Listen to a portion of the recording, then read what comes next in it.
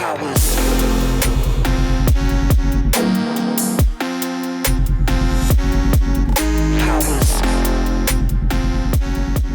guys, Michael with Over Designs. Welcome back to another episode of our Tundra Overland build series. We're really excited because today we put the Bruin XL on the truck. That with the Viato interior has fully equipped it for pretty much all camping trips. We're really excited. In the next few videos, we're gonna be building out the interior. If you guys have anything specific you think we should add, drop a comment. We'd love to hear what you think.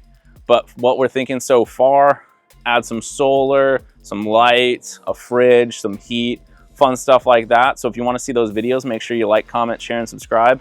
We'll see you next time.